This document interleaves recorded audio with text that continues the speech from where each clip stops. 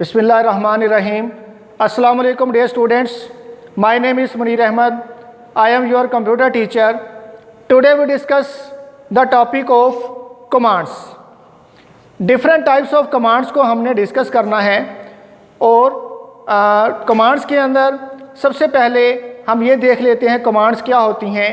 Commands are keywords, ऐसे keywords होते हैं जो कि प्रोग्राम को जिनके ज़रिए बताया जाता है कि स्टेटमेंट के अंदर किस काम को परफॉर्म करना है। तो सबसे पहले हम डिस्कस कर लेते हैं लिस्ट कमांड।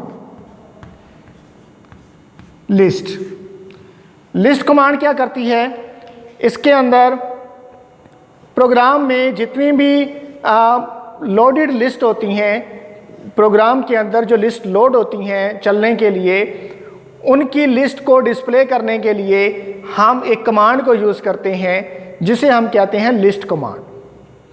सबसे पहले इसका जो सिंटैक्स है उसे हम देख लेते हैं। सिंटैक्स इसका क्या होता है? सिंपल हम लिखते हैं लिस्ट। अगर हम लिस्ट लिखेंगे तो उसके अंदर जितनी भी फाइलें हैं उन तमाम की लिस्ट जो है वो डिस्प्ले हो जाएगी। और अगर हम लिखें लिस्ट 20 के बाद ये हाइफन सिंबल लगाते हैं तो लाइन नंबर 20 के बाद प्रोग्राम के अंदर जितनी भी लिस्टें होंगी, जितनी भी लाइंस होंगी, उन तमाम की लिस्ट जो है वो शो हो जाएगी।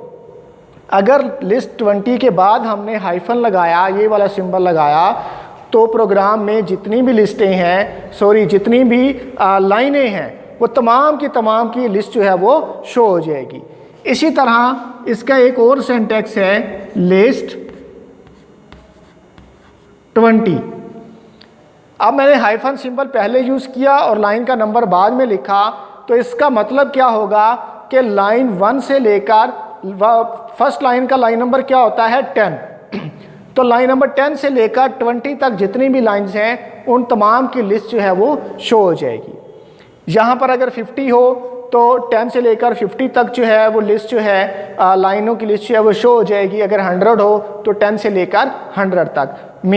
अगर ये हाइफन सिंबल हम पहले लगाएं तो उस तक जितनी भी लाइनें हैं वो तमाम की लिस्ट शो हो जाती है। और अगर हम हाइफन सिंबल लाइन नंबर के बाद लगाएं तो प्रोग्राम के आखिर तक जितनी भी लाइंस हैं उन तमाम की लिस्ट जो है वो शो हो जाएगी।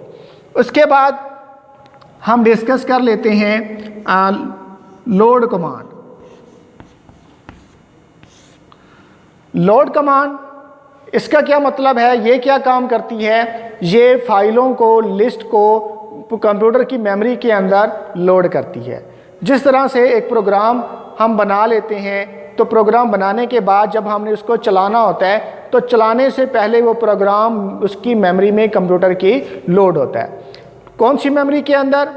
मेन मेमोरी के अंदर, रैम के अंदर। क्योंकि कंप्यूटर के अंदर जो भी चीज़ चल रही है वो हमारी मेन मेमोरी के अंदर, रैम के अंदर पहले लोड होती है, उसके बाद वो चलती है। तो इसीलिए जो लोड कमांड है ये प्रोग्राम को मेमोरी के अंदर लोड करने के लिए यूज़ होती है। इसी तरह जो है नेक्स्ट वो रन कमांड है। रन कमांड क्या करती है? जब प्रोग्राम को लोड कर लिया जाता है, जिस तरह से मैंने अभी डिस्कस किया कि प्रोग्राम को चलाने से पहले उसे लोड किया जाता है, तो जब हम प्रोग्राम लोड हो जाता है तो उसके बाद जो रन कमांड है जिस प्रोग्राम को रन करती है उसको एग्जीक्यूट करती है।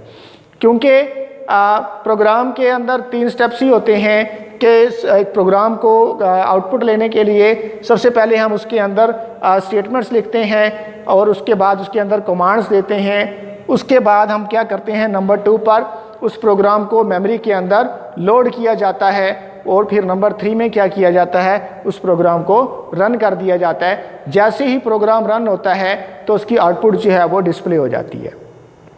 तो ये इस तरह से ये स्टेप्स हैं। आज की हमने ये 3 कमांड्स को डिस्कस किया। यहीं तक हमारा टॉपिक जो है वो कंप्लीट हुआ। इस हवाले से अगर कोई क्वेश्चन आपको क्लियर नहीं हुआ तो आप मुझसे कॉन्टैक्ट कर सकते हैं। Thank you.